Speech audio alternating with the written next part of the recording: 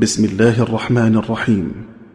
إن الحمد لله نحمده ونستعينه من شرور أنفسنا ومن سيئات أعمالنا من يهده الله فلا مضل له ومن يضلل فلا هادي له وأشهد أن لا إله إلا الله وحده لا شريك له وأشهد أن محمدا عبده ورسوله يا أيها الذين آمنوا اتقوا الله حق تقاته ولا تموتن إلا وأنتم مسلمون يا أيها الناس اتقوا ربكم الذي خلقكم من نفس واحدة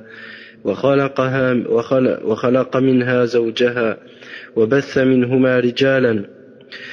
منهما رجالا كثيرا ونساء واتقوا الله الذي تساءلون به والأرحام إن الله كان عليكم رقيبا يا أيها الذين آمنوا اتقوا الله وقولوا قولا سديدا يصلح لكم أعمالكم ويغفر لكم ذنوبكم ومن يطع الله ورسوله فقد فاز فوزا عظيما أما بعد فإن أصدق الحديث كتاب الله خير الهدي هدي محمد صلى الله عليه وسلم وشر الأمور محدثاتها وكل محدثة بدعة. أيها الإخوة الكرام, ce cours est donc le quatrième dans le commentaire du livre de Cheikh Ahmed Hamoud Ibn Hamoud al-Khalidi, Injahu Hajati Sa'il li Ahammi al-Masail. Donc, on est toujours dans l'exposé des paroles des savants de l'école de l'imam Abu Hanifa rahimahullah ta'ala, qui exposèrent la valeur du tawhid et la raison pour laquelle l'imam Abu Hanifa rahimahullah a nommé le tawhid et l'aqida, et les quelques pages qu'il a réunies dans lesquelles il a cité des fondements de la croyance, la raison pour laquelle il a nommé ces pages-là et pour laquelle il a nommé cette science-là al-fiqh al-akbar, le plus grand des fiqh. Donc, au dernier cours, nous étions arrêtés à la parole de l'Aïz ibn Abdissalam rahimahullah ta'ala, qui est dans son commentaire de Al-Aqida al-Tahawiyya de l'imam al-Tahawi rahimahullah ta'ala. Maintenant, vu qu'on a parlé de l'imam al-Tahawi, je tiens à rappeler un bref résumé de sa biographie. L'imam al-Tahawi rahimahullah ta'ala, qui est décédé en 321 de l'Hijra al-Nabawiyya ala sahibiha afdalu salati wa ahsanu taslim, qui correspond à peu près à l'an 882 du calendrier grégorien. Son nom était Ahmed, fils de Muhammad, ibn Salama, fils de Salama, al-Azdi, et qui était égyptien. Donc il a origine de la tribu de ce qu'on appelle il était Azadi ou Azdi afwan. C'est une tribu, mais il était égyptien. Il a vécu en Égypte. Son nom était Ahmed, sa kunya était Abu Ja'far, ou le nom Abu Ja'far al-Tahawi. L'un des plus grands et réputés imams et responsables hanafites qui défendaient le madhab de l'imam Abu Hanifa rahimahullah, et qui réunirent le hadith et le fiqh. Parmi les savants hanafis, certains ont réuni entre la science du hadith et entre la connaissance du hadith du prophète sallallahu alayhi wa sallam et le fiqh. Et parmi eux, il y avait l'imam Abu Ja'far al-Tahawi. Pour plus de détails, revoir al-Jawahir al-Mudhi'a. Al-Kawthari, ce mubtadi', on n'est pas en train de l'insulter quand on dit mubtadi', mais c'était une personne qui a déclaré la guerre à Ahl-Sunnah au siècle dernier. Et alhamdulillah, Allah Azza wa Jalla a fait que le Zahabi du siècle dernier, qui était le Muallim al-Yamani, lui a répondu dans ses ouvrages, entre autres At-Tankil. Donc, a composé un livre dans la biographie de cet imam qui est Abu Ja'far al-Tahawi, qu'il a nommé Al-Hawi, mais dans lequel il fut irrespectueux envers cet imam, et il lui a nui, et comme il s'est nui, et il a été nuisible envers sa propre personne lorsqu'il a agi de la sorte. Qu'Allah combatte donc le fanatisme, ce fanatisme qui s'est joué de ses prétendants, et quiconque est tombé dans le piège du fanatisme a forcément été injuste envers lui-même et envers les gens. Qu'Allah nous préserve de ta'assub, le fanatisme. Donc, la dernière fois, nous avions vu la première parole de l'imam l'Izz ibn Abdissalam, rahimahullah ta'ala, dans son commentaire de At-Tahawiyya, Aujourd'hui, nous allons donc voir la suite des paroles de Al-Izz ibn Abdissalam et de d'autres savants, parmi les savants de l'école de l'imam Abu Hanifa, rahimahullah ta'ala. Donc l'imam Al-Izz ibn Abdissalam, rahimahullah ta'ala, au même titre que l'éminent savant Al-Mulla, vous avez déjà entendu ce nom-là, qui est Al-Mulla Al-Qari, qui est décédé en 1014 de l'Hijra An-Nabawiyya, qui correspond à peu près à l'an 1575 à peu près, 1575-1576 du calendrier grégorien. Donc Al-Izz ibn Abdissalam, rahimahullah, au même titre que l'éminent savant Al-Mulla Al-Qari, affirmant que le mawdou', que le sujet, le sujet principal dans le Coran n'est autre que le tawhid, ils ont dit les paroles suivantes, mais les paroles que nous va citer texto sont celles de l'Izz ibn Abdissalam. Maintenant, avant de traiter de citer cette parole, nous allons simplement voir brièvement qui était Al-Mulla Al-Qari, rahimahullah ta'ala. Al-Mulla Al-Qari est décédé en 1014 de l'Hijra, ce qui correspond à peu près à l'an 1575 du calendrier grégorien. Son nom était Ali ibn Sultan Muhammad. Sa kunya était Abul Hassan al-Harawi al-Makki. Il était mécois. Il compte parmi les plus grands imams hanafites qui réunirent entre le hadith et le fiqh, au même titre que nous avions vu pour Abu Ja'far al-Tahawi, rahimahullah ta'ala. Pour parler, il faut revoir Khulasatul Athar, qui est un ouvrage dans lequel fut exposée une partie de la vie et de la biographie de cet éminent imam parmi les imams hanafites. Donc, Al-Izz ibn Abdissalam, rahimahullah, et de même Al-Mulla Al-Qari, affirmant que l'objet, le sujet principal dans le Coran n'est autre que le tawhid, on dit, et cette parole que l'on va citer est celle de Al-Izz ibn Abdissalam, rahimahullah ta'ala. Il dit, la majorité des suwar du Coran, c'est-à-dire des chapitres du Coran, comportent les deux catégories de tawhid. Bien plus, tous les chapitres du noble Coran sont basés sur le tawhid. Bien plus, tous les chapitres du noble, car le Coran est constitué soit, premièrement, d'informations au sujet d'Allah, khabarun anillahi subhanahu wa ta'ala, soit donc d'informations au sujet d'Allah subhanahu wa ta'ala, ses noms, asma'uhu, et ses attributs, wa sifatuhu, et enfin ses actes, et les actes d'Allah, af'alullahi azza wa jal. Ce qui représente donc ces informations au sujet d'Allah, de ses noms, de ses attributs, ses actes, ce qui représente le tawhid qu'on appelle al-tawhid al-ilmi al-khabari. Et retenez bien ce nom-là que je ne vais pas traduire, Inch'Allah, car sinon ça veut dire on risque d'avoir difficile à retenir la traduction. Retenez simplement al-tawhid al-ilmi al-khabari. Al-tawhid al-ilmi al-khabari. Donc ce qui représente le tawhid al-ilmi al-khabari. Deuxièmement, soit une invitation à adorer Allah seul, soit une invitation à adorer Allah seul, à l'adoration d'Allah seul. Donc le Coran est soit parmi les sujets du Coran, il y a une partie qui est consacrée à inviter la création à adorer Allah seul, sans lui donner d'associés, et l'abandon et à abandonner tout ce qui est adoré en dehors de lui, ce qui représente at-tawhid al-iradi at-talabi, at-tawhid al-iradi at-talabi. Donc le premier qui concerne les noms d'Allah Ta'ala, les attributs d'Allah, asma'ullah wa sifatuhu wa af'aluhu, et ce tawhid-là on le nomme at-tawhid al-ilmi al-khabari, at-tawhid al-ilmi al-khabari, et le second qui est fondé sur l'invitation d'Allah, sur l'invitation à l'adoration d'Allah seul, et abandonner tout ce qui est adoré en dehors d'Allah et ne donner aucun associé à Allah, on le nomme comment? Le tawhid al-iradi at-talabi.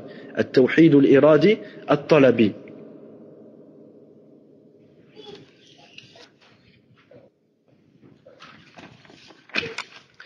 Troisièmement, soit un ordre, une interdiction et une prescription de lui obéir, ce qui représente huquq at-tawhid wa mukammilatuhu, ce qui représente huquq at-tawhid wa mukammilatuhu, les devoirs qui découlent du tawhid et ce qui complète et parfait le tawhid. Ce qui complète et parfait le tawhid. Donc c'est une autre partie du Coran est fondée et construite et consacrée à quoi? À montrer les ordres, les interdictions, les prescriptions une prescription à obéir à Allah seul. D'accord. Cette partie-là, en réalité, elle représente quoi? Elle représente les droits du tawhid et les manières de compléter ce tawhid. D'accord? Les manières de compléter ce tawhid. Et bien sûr, on ne parle pas de toutes les obligations et toutes les interdictions. On parle des obligations qui ne font pas partie de la base de l'iman.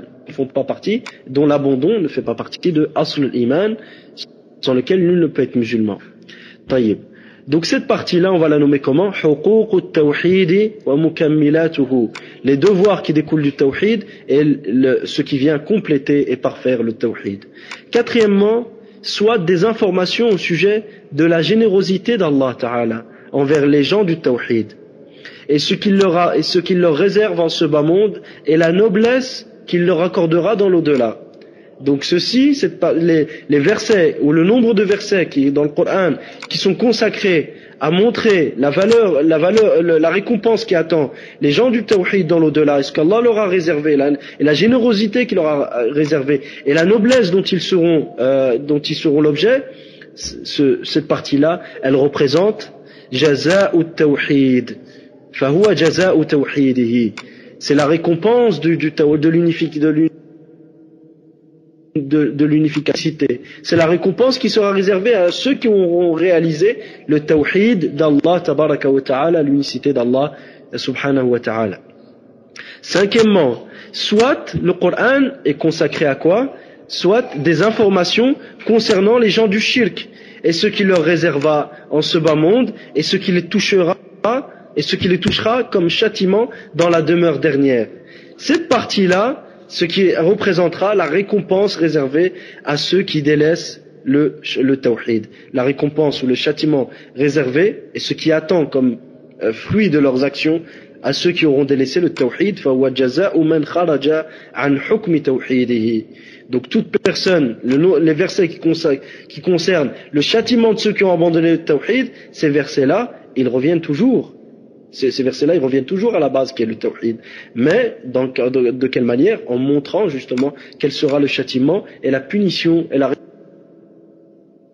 Allah Ta'ala pour adorer autre qu'Allah et pour entrer ça c'est une parenthèse, pour entrer dans le rang du Tarout et l'adoration du Tarout et l'adoration de tout ce qui est adoré en dehors d'Allah Ta'ala et qui auront abandonné l'adoration exclusive d'Allah Subhanahu wa Ta'ala.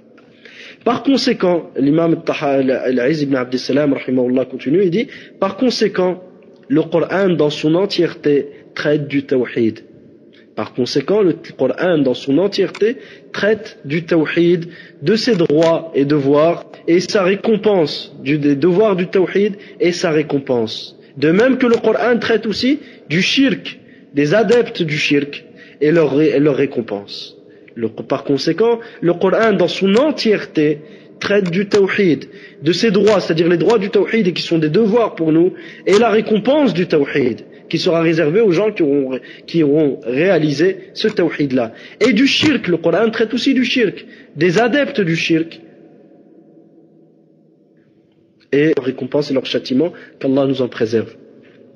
Fin de citation, les références, Sharh al-Tahawi, à page 88, des éditions Al-Maktabu al-Islami, c'était une traduction approximative. Et de même, parmi les savants Hanafi qui ont parlé de ce sujet, nous avons An-Nasiri. An-Nasiri, qui était-il?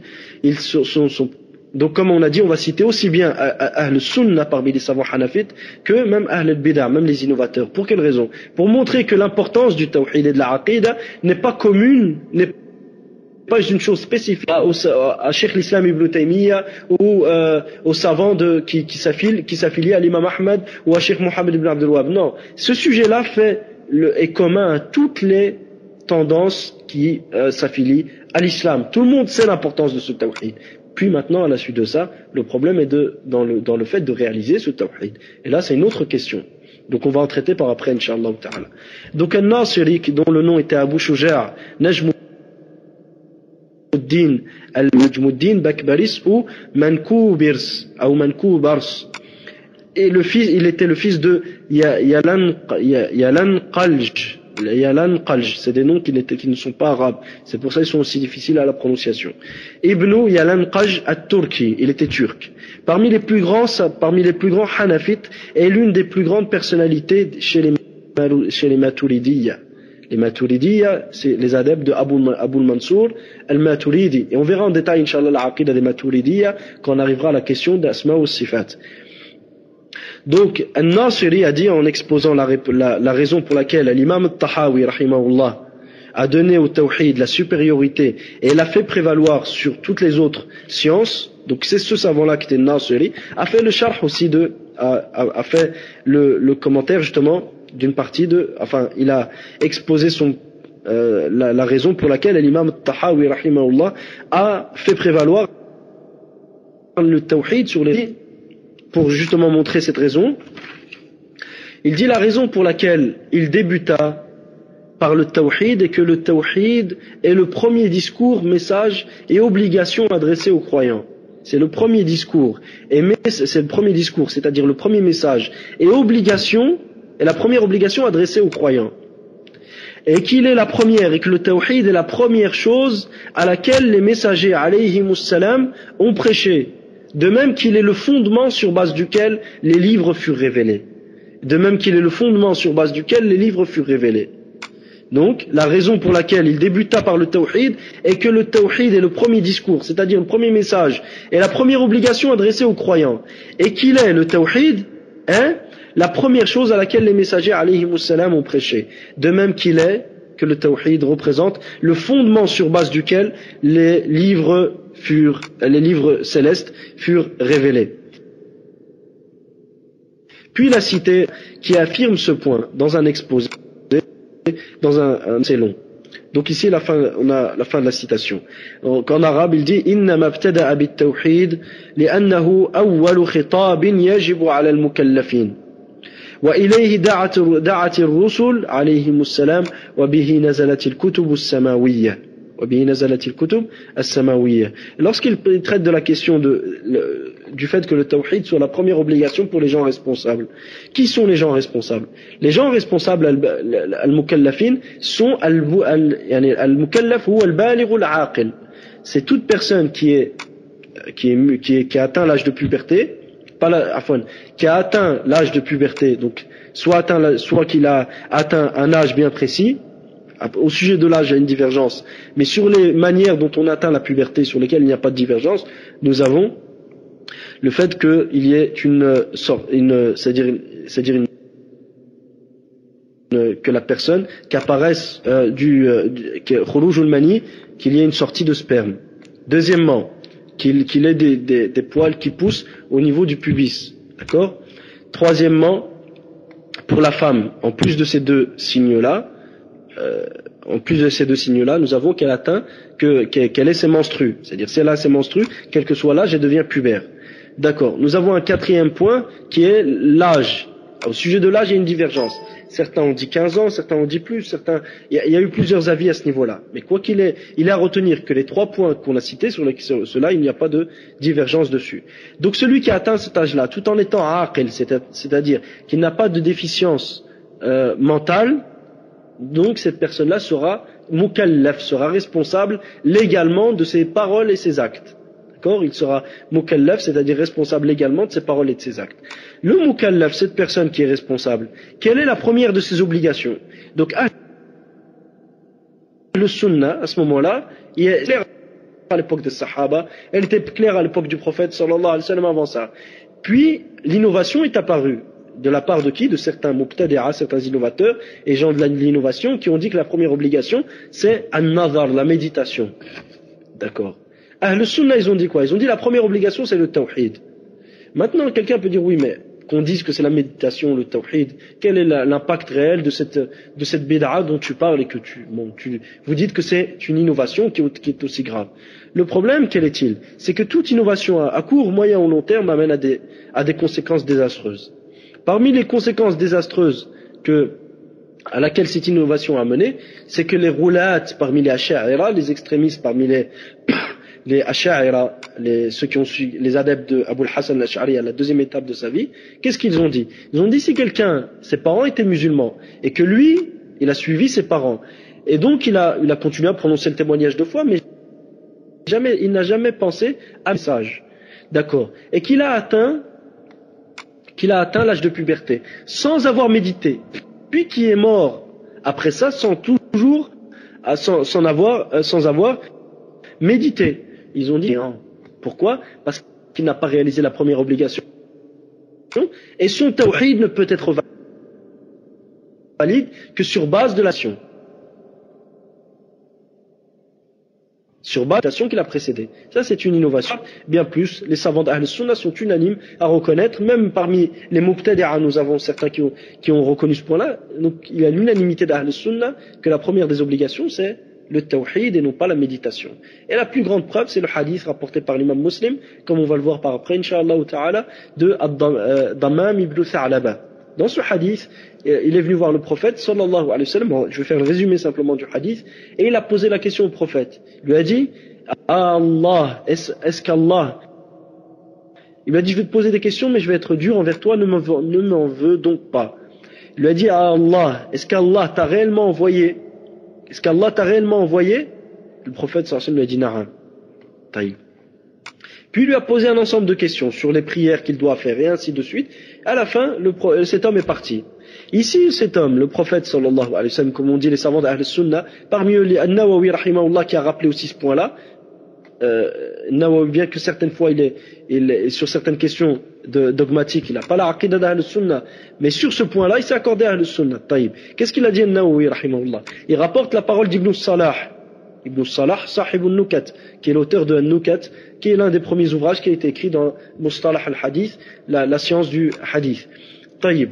Qu'est-ce qu'il a dit? Il a dit ici à Dammam, le prophète sallallahu alayhi wa sallam, il lui a pas dit, attends, médite d'abord sur mes signes, sur les miracles que j'ai apportés, et après tu croiras. Le prophète lui a pas dit ça. Dammam, juste par le simple fait que le prophète sallallahu alayhi wa sallam lui ait dit, je suis prophète, Allah m'a envoyé, Allah a prescrit cette prière, Allah a demandé qu'on l'adore lui seul, qu'on lui donne pas d'associé, sur le simple fait de ce témoignage prophétique, Dammam a cru.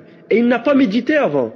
Il n'a pas médité sur les miracles du prophète sallallahu alayhi wa sallam. Il n'a pas médité sur les miracles qu'il y a dans le Coran. Il s'est contenté de ce témoignage-là pour comprendre que c'était la vérité. Et ici, le prophète sallallahu alayhi wa sallam n'a pas remis en cause son témoignage, sa foi, ni ne lui a dit va d'abord témoigner, va d'abord méditer, et après on discutera. Il n'a pas dit non plus va d'abord méditer et après tu reviendras pour faire le témoignage de foi.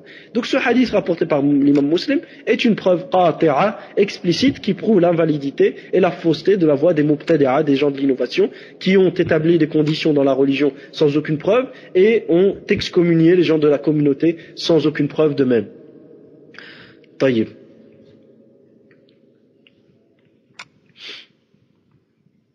Donc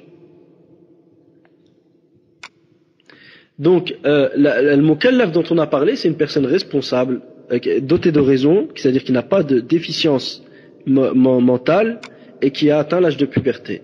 Donc cette personne-là, la première des obligations pour lui sera le tawhid, l'unicité d'Allah Ta'ala et d'adorer Allah, de ne lui donner aucun associé, et le témoignage de foi. Taïb. Parmi les savants Hanafi aussi qui ont traité de la question, nous avons Al-Allama Al-Farihani, العلامة عفوا الفارهاري. Son nom était Abdul Aziz, fils de Ahmad Hamid al-Qurashi. Abdul Aziz, fils de Ahmad Hamid al-Qurashi al-Hindi. Il était indien d'origine. C'était un excellent poète. وَنَاثِرٌ مُفِيد. Il était Hanafi dans le fiqh et Maturidi dans la aqida. Il était Hanafi dans le fiqh et Maturidi dans la aqida, il était très fortement réputé. Ce qui apparaît dans sa biographie, comme donc Cheikh Shamsuddin al-Salafi al-Afghani dit toujours rapporté de son livre Juhud ulama al-Hanafiyya fi ibtal al-aqaid al-quburiyya, il dit ce qui apparaît dans sa biographie est que alhamdulillah, qu'il est revenu à la aqida al-salafiyya, alhamdulillah. Donc à la fin de sa vie, alhamdulillah, il est revenu à la aqida al-salafiyya, farahimahullahu rahmatan wasi'a. Donc Al-Allam al-Farihari a dit wa ba'd, après bien sûr avoir fait l'introduction avec al-thana ala Allah, après avoir complimenté Allah tabaraka wa ta'ala et fait les as-salat ala nabi sallallahu alayhi wa sallam, il dit amma ba'd wa ba'd. Ici une simple remarque. Cheikh Abdul Karim Al-Khudayr, dans l'un de ses commentaires, a fait remarquer une chose, qui est que certains disent wa ba'd, d'autres disent thumma amma ba'd. D'accord? Il dit la sunna, c'est de dire amma ba'd. Quant au fait de dire wa ba'd ou thumma amma ba'd, ça n'a pas été rapporté dans la sunna. Donc le plus juste est de s'attacher à la sunna et de dire amma ba'd, de ne pas dire wa ba'd ou thumma amma ba'd.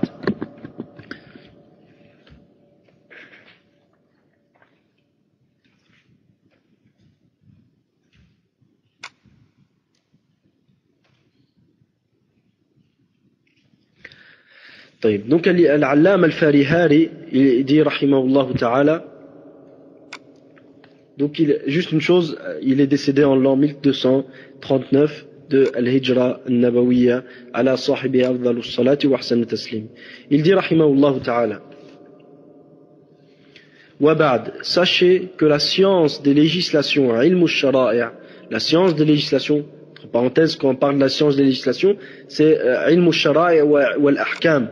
C'est ce qui concerne les permissions, les interdictions, ce qu'on doit faire, ce qui est une condition dans les adorations, ce qui est une condition dans les transactions financières, par exemple, ou la relation entre le gouverneur et gouverné, entre le mari, l'époux et son épouse, et ainsi de suite. Donc ça, c'est ce qu'on appelle ilm al-shara'i' ou ilm al-ahkam. Donc, il dit, sachez que la science des législations, ilm al-shara'i' et des statuts légaux, al-ahkam, est la base des qawa'id, et la base des qawa'id, donc le qawa'id est le pluriel de al-qa'ida, et la base de qawa'id, et la base des qawa'id de l'islam est la science du tawhid et attributs divins. Donc ce qu'il veut, je vais résumer un peu sa parole ici, et ce qu'il veut dire c'est quoi?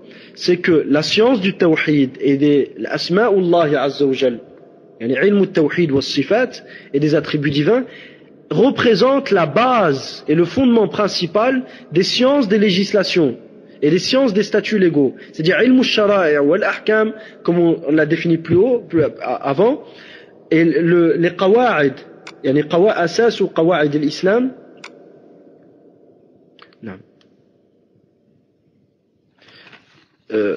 Je vais essayer de reprendre cette définition de peur qu'elle soit mal comprise. Ce qui est voulu dire par cette définition, il dit فَإِنَّ مَبْنَى عِلْمِ الشَّرَائِعِ وَالْأَحْكَامِ, il dit ce sur quoi la science des législations et des statuts légaux est fondée et qui représente le fondement des qawa'id, des principes fondamentaux de la religion, n'est autre que le tawhid et la science du tawhid et la science des attributs divins. Yani ilm al-tawhid wa sifat, c'est la base sur laquelle toutes les autres sciences sont fondées et sur laquelle toutes les autres sciences sont construites. Fin de citation de la parole de l'imam Al-Farihari, rahimahullah ta'ala. Parmi les savants aussi qui ont traité de cette question, les savants hanafis qui ont traité de cette question et ont développé justement la valeur du tawhid, il y a eu à l'imam Badruddin Al-Aini, rahimahullah ta'ala, qui est l'un de ceux qui ont fait le commentaire de Sahih al-Bukhari. Tout d'abord, qui est Badruddin Al-Aini? Il est décédé en 855 de l'Hijra Al-Nabawiyya ala sahibiha afdalus salati wa ahsanu taslim, qui correspond à peu près à l'an 1416 du calendrier grégorien. Donc, l'imam Al-Aini, avant de citer sa parole, parce qu'il a fait justement les commentaires de Sahih al-Bukhari, et arrivant au fait que l'imam al-Bukhari a débuté son livre par Kitab al-Iman, le chapitre sur la foi et sur la croyance. Donc il va exposer la raison pour laquelle l'imam al-Bukhari, rahimahullah, agit de la sorte. Donc tout d'abord, qui est cet imam al-Aini? Son nom est Badruddin Mahmoud ibn Ahmad ibn Moussa. Donc Mahmoud, fils de Ahmad, fils de Moussa, Al-Ain Tabi, égyptien, il était égyptien donc, un des plus grands Hanafiya qui réunirent, un des plus grands savants Hanafites qui ont réuni entre le hadith et le fiqh. Donc pour l'instant on en a cité 3 qui ont réuni entre le fiqh et le hadith. Abu Ja'far al-Tahawi rahimahullah, Abu Ja'far al-Tahawi rahimahullah, al-Mulla Ali al-Qari, et là nous voyons Badruddin al-Aini rahimahullah ta'ala. Donc il est l'un des plus grands savants hanafites qui réunit entre le hadith et le fiqh. Et il compte parmi les savants qui participèrent dans la richesse aux diverses, c'est-à-dire qui ont enrichi les diverses sciences telles que la grammaire, le nahou, la langue arabe dans sa généralité avec ses diverses matières, al-lughatul arabiyya, et l'histoire, at-tarikh et autres parmi les sciences. Ceci dit, il était l'un des fanatiques hanafites. C'est-à-dire qu'il était attaché, mais avec un grand fanatisme, au madhab de l'imam Abu Hanifa, rahimahullah ta'ala. Et c'est-à-dire qu'il était entré dans une concurrence avec Al-Hafiz ibn Hajar. Et comme vous le savez, Al-Hafiz ibn Hajar al-Asqalani, rahimahullah, a aussi fait l'explication, le commentaire de Sahih al-Bukhari. Donc à son époque, il était l'un des il essayait de surpasser Al-Hafiz ibn Hajar, rahimahullah ta'ala. Ceci dit, donc, juste un autre point, à son époque, il était devenu le président des juges hanafites de Misr, l'Égypte. Et bien qu'il concurrençait le Hafiz, il puisait en secret et discrètement de son savoir. Et bien qu'il concurrençait le Hafiz, il puisait en secret et discrètement de son savoir. Al-Kawthari qu'on a vu auparavant, qui est un innovateur et un hérétique, un mubtadi' déclaré, et qui a déclaré la guerre à Ahl-Sunnati wal Jama'a, Al-Kawthari a composé un livre dans sa biographie qu'il a nommé At-Taju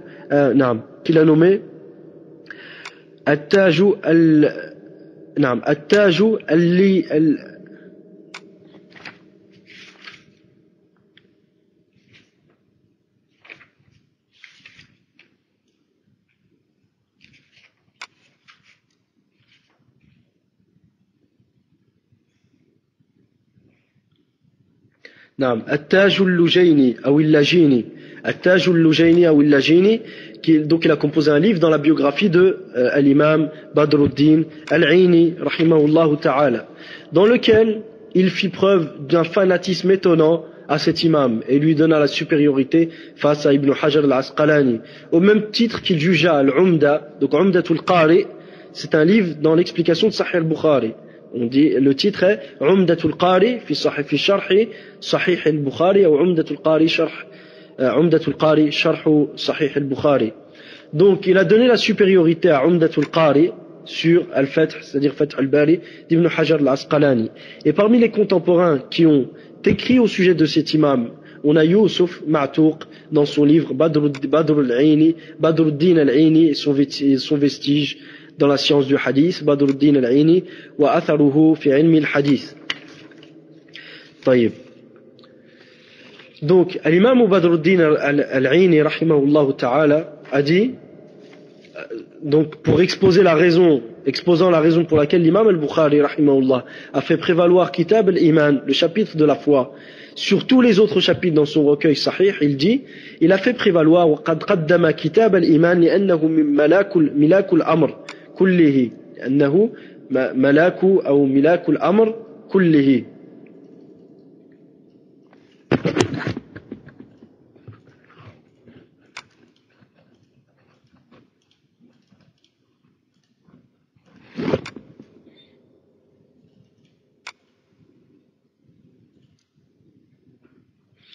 Donc, il dit وقد قدم كتاب الإيمان لأنه ملاك الأمر كله وإذ الباقي مبني عليه مشروط به وبه النجاة في الدارين. Donc il dit l'imam al-Bukhari rahimahullah fait prévaloir Kitab al-Iman pour quelle raison? L'expression milak al-amr, je n'ai pas eu le temps de la traduire, mais ce qui est à retenir, c'est que la foi c'est la base. C'est la base. Sans cette foi, rien ne saurait être valide. Sans cette foi, la foi est le principe de base qu'il faut respecter pour voir ses actes être acceptés. Donc il dit, il a fait prévaloir Kitab al-Iman pour les raisons qu'on a citées, et car tout le reste, donc l'iman c'est la base, c'est le principe fondamental, sans lequel rien parmi les autres actions qui découlent de la foi ne saurait être accepté, car tout le reste est fondé et se construit dessus, c'est-à-dire sur la foi. Et tout le reste, rien des autres points ne pourrait être valide et accepté qu'après la validité et l'acceptation de la foi. Et enfin, par le biais de cette foi, de ce iman, c'est par le biais de cette foi et de cette croyance que la sauvegarde est assurée dans les deux demeures, en ce bas monde et dans l'au-delà. Donc je répète, il a fait prévaloir Kitab al-Iman, car il est milakul amr kullihi. Pour cette expression, je n'ai pas pu la traduire. Inch'Allah, je vais essayer de le traduire pour la prochaine fois, mais je vais la laisser comme telle pour l'instant. Car tout le reste est fondé, se construit dessus, c'est-à-dire sur la foi. Et ne peut être valide et accepté qu'après la validité et l'acceptation de la foi. Et enfin, par le biais de cette foi, c'est par le biais de cette foi que la sauvegarde est assurée dans les deux demeures, c'est-à-dire en ce bas monde et dans l'au-delà. En ce bas monde et dans l'au-delà. Fin de citation, les références, Umdatul Qari, l'explication de Sahih al-Bukhari, rahimallahu al-Imamain. Donc, Inch'Allah ta'ala, en résumé, Cheikh Shamsuddin al-Salafi al-Afghani, après avoir cité un ensemble de paroles de savants Hanafi, et dont dont j'ai cité une partie d'entre eux, mais pas tous, il dit ensuite, donc Cheikh Shamsuddin dit, ce texte et ce qui a précédé, il parlait d'un texte juste avant, mais que je n'ai pas traduit, parce qu'il n'était pas, c'est-à-dire, quoi qu'il en soit, le reste suffisait pour montrer l'objectif auquel nous souhaitions arriver. Donc il dit, ce texte et ce qui a précédé, au même sens, prouvent, donc les autres textes qu'on a cités qui avaient le même sens, prouvent, premièrement, donc, la valeur du tawhid et son importance. Au même titre et pareillement au fait qu'Allah subhanahu wa ta'ala a plus de valeur que tout autre. Donc comme Allah a plus de valeur que tout ce qui est en dehors de lui, comme Allah ta'ala a plus de valeur que tout ce qui est en dehors de lui, et toutes les créatures, Allah est au-dessus d'eux et a plus de valeur qu'eux, au même titre le tawhid, qui est la science, qui te permet de connaître Allah et d'adorer Allah comme il se doit, ce tawhid-là a plus de valeur que toutes les autres sciences. Au même titre donc qu'Allah a plus de valeur que tout autre, le tawhid a plus de valeur que toutes les autres sciences. Car la noblesse d'une science dépend du degré de noblesse, du sujet et de l'objet de cette science. Car la noblesse et la valeur d'une science dépend du degré de noblesse, du sujet et de l'objet de cette science. Donc ici, qui est l'objet de cette science? Et quel est le sujet principal de cette science? C'est Allah, tabaraka wa ta'ala. Donc, la valeur de cette science c'est-à-dire la valeur réelle de cette science, elle est immense. Et on ne saurait jamais lui donner réellement sa véritable valeur. Et entre parenthèses, lorsque Moussa alayhi salam a demandé à Allah ta'ala, Cheikh al-Khudayr a cité ce point-là dans Al-Tajrid fi Sharh al-Kitab al-Tawhid, Moussa alayhi salam, lorsqu'il a demandé, il a dit, Ya Allah, apprends-moi une dua par laquelle je t'évoquerai. Il lui a dit, Ya Moussa, dis la ilaha illallah. C'est là que Moussa lui a dit, Ya Allah, tous tes serviteurs disent la ilaha illallah. Et c'est là qu'Allah Azza wa Jalla lui a répondu, Ya Moussa, si les 7 cieux et les 7 terres étaient mis sur une balance, et l'ensemble de leurs habitants, sauf moi, et que la ilaha illallah était mis sur l'autre côté de la balance, la ilaha illallah aurait plus de valeur. Al-Sheikh Ali al-Khudayr, hafidhahullah, fakkallah wa asra, il cite comme fawaid, c'est-à-dire ce qu'on peut tirer de ce hadith, il dit, le sens de la ilaha illallah n'échappe pas au prophète, mais la valeur de la ilaha illallah peut leur échapper. La valeur réelle de la ilaha illallah peut échapper au prophète. Donc imaginez que ici Moussa alayhi salam, il a dit, Ya Allah, tous tes serviteurs te disent la ilaha illallah. C'est-à-dire tous les croyants disent la ilaha illallah. Mais Allah lui a enseigné la valeur réelle de cette parole qui est la ilaha illallah. Imaginez, si les habitants des cieux et de la terre, et l'ensemble, les 7 cieux et les 7 terres, et tous leurs habitants étaient mis sur une balance, et la ilaha illallah était mis de l'autre côté, la ilaha illallah aurait plus de valeur. Donc, quelle devrait être la valeur, et le degré, et le rang de cette parole dans nos cœurs, subhanallah al-azim. Donc il est important de se concentrer sur cette parole. Et de vouer sa vie à concrétiser cette parole. Et ne pas se dire un jour, ça y est, j'ai compris, j'ai plus besoin aujourd'hui.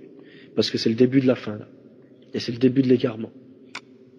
Si tu passes des années et des années à concrétiser, à réaliser juste un sujet sur le tawhid, ça sera plus important que de perdre du temps dans des sujets secondaires qui ni t'avanceront, ni ne te permettront pas d'avancer réellement dans ta religion.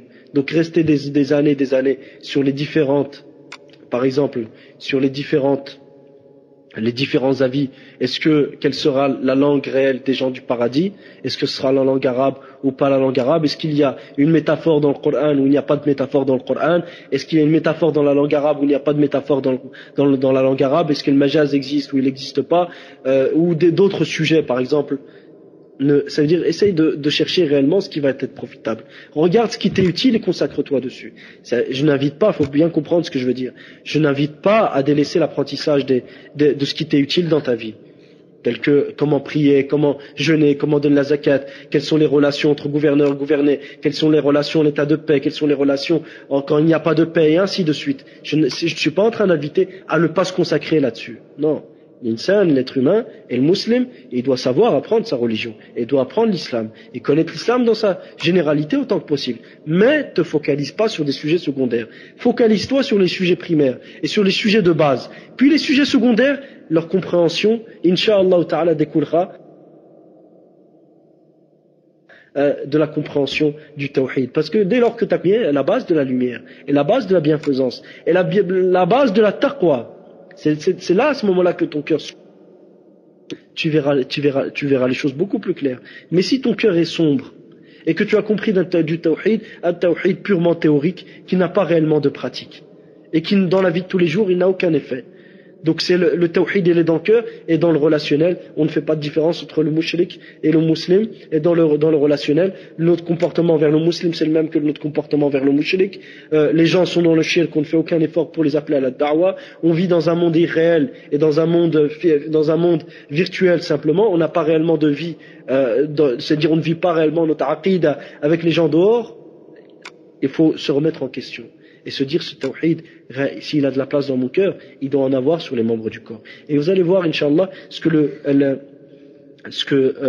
va citer un des imams de Ahl-Sunnah sur l'importance du tawhid, et que le tawhid par rapport aux autres sciences, c'est pareil au cœur par rapport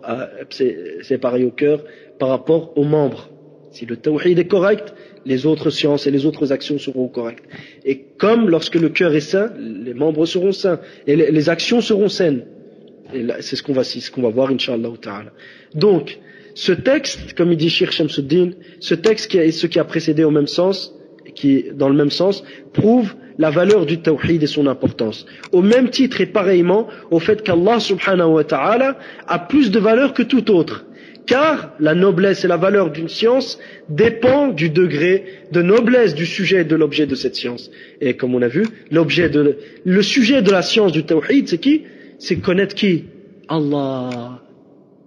Donc imaginez la valeur de cette science. Aujourd'hui, il ne cesse de découvrir la grandeur de cet univers qui ne cesse de grandir, et que on ne vaut rien, on n'est rien, subhanallah al-azim. Donc il ne cesse de se rendre compte de la grandeur de cet univers. Qu'en est-il en sachant que tout ce qu'on voit là, comparé au trône d'Allah Azza wa Jal, comparé au kursi, même pas le trône, comparé au kursi d'Allah subhanahu wa ta'ala, c'est comme une bague jetée dans un désert. Subhanallah al-azim. Et ce kursi par rapport au trône d'Allah, c'est comme une bague jetée dans un désert.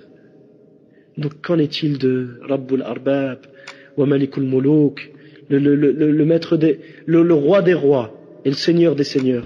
Qu'en est-il d'Allah tabaraka wa ta'ala? Et c'est pour ça que je rappelle le athar que Cheikh l'Islam Taymi a cité dans Majmou' al-Fatawi. Il dit, le jour du jugement, le prophète sallallahu alayhi wa sallam a dit, le jour du jugement, tous les hommes, tous les malaïkas, tous les anges, tous les djinns, tous les shayatins, tous les démons, afwan, astaghfirullah al-azim. Il dit, si tous les hommes, tous les anges, tous les djinns, tous les démons se mettaient sur un rang et observaient Allah subhanahu wa ta'ala, ils ne pourraient pas le cerner. Imaginez, subhanallah al-azim, si tous les hommes du premier au dernier, tous les djinns du premier au dernier, tous les malaïkas, subhanallah al-azim, alors que fi bayt al-ma'mour, Fil Bayt al-Ma'mour, une demeure qui est chaque jour, rentre 70 000 anges pour adorer Allah, et ils sortent et ils ne reviennent pas, et le lendemain c'est 70 000 anges encore qui rentrent. Subhanallah al-Azim. Imaginez 70 000, tous les hommes, du premier au dernier, tous les djinns du premier au dernier, tous les malaïkas du premier au dernier, tous les shayatins du premier au dernier, se mettre sur un rang et observer Allah, ils ne pourraient pas le cerner. Ils ne pourraient pas le cerner. Allah, les créatures le verront, les croyants le verront, qu'Allah sallallahu alayhi wa sallam nakuna minhum. Qu'Allah subhanahu wa ta'ala nous permette d'être du nombre de ceux qui prendront plaisir et goûteront au seul et véritable plaisir qui existe.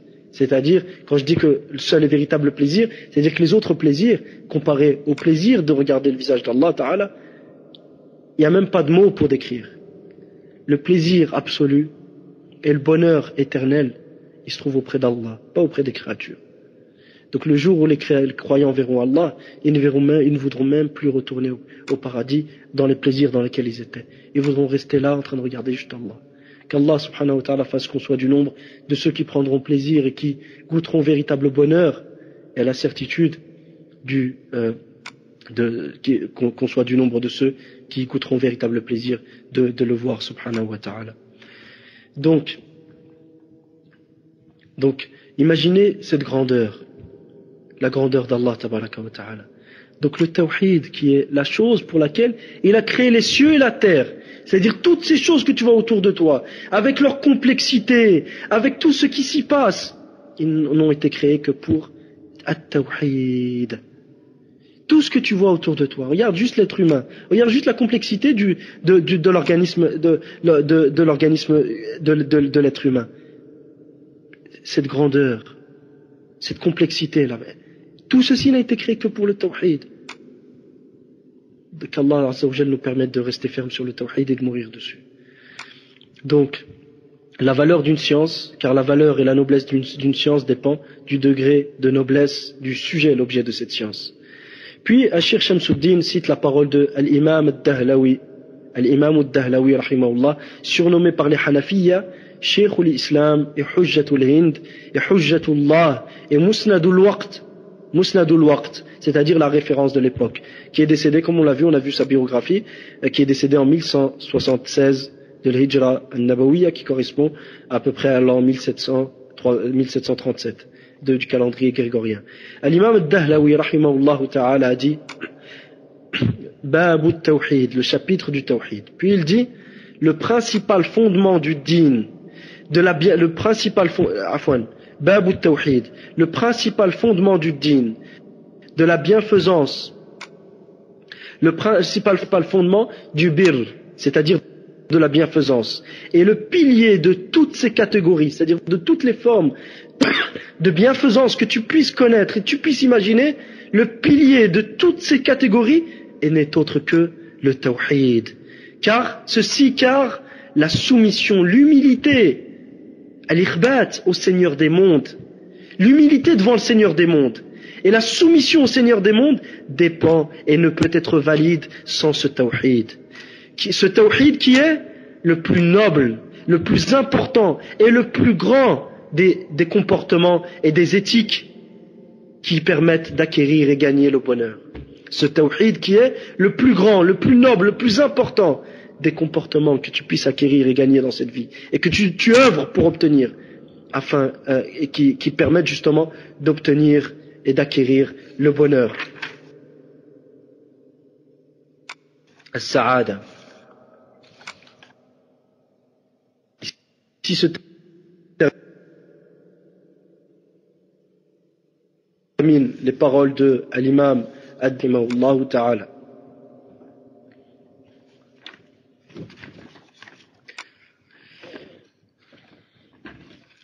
Donc ayyuha al-ikhwa, barakallahu fikum. Inch'Allah, la prochaine fois on continuera pour évoquer d'autres paroles qui ont été citées sur ce sujet, dans l'espoir que que Inch'Allah cet exposé vous a été à tous profitable et qu'Allah Azza wa Jal nous permette d'être sur le tawhid réellement et qu'Allah nous permette d'être sur le tawhid intérieurement et extérieurement et qu'Allah fasse que l'extérieur soit pareil à l'intérieur et qu'Allah corrige et purifie fasad qulubina, la corruption de nos cœurs, qu'Allah nous accorde la sincérité, qu'Allah nous accorde la sincérité, qu'Allah nous accorde la plus belle des fins, réalisant le tawhid du Seigneur des cieux et de la terre. Wa barakallahu fikum, wa sallallahu sallam, wa baraka ala nabiyyina Muhammad, wa ala alihi wa ashabihi ajma'in, wa alhamdulillahi rabbil alamin.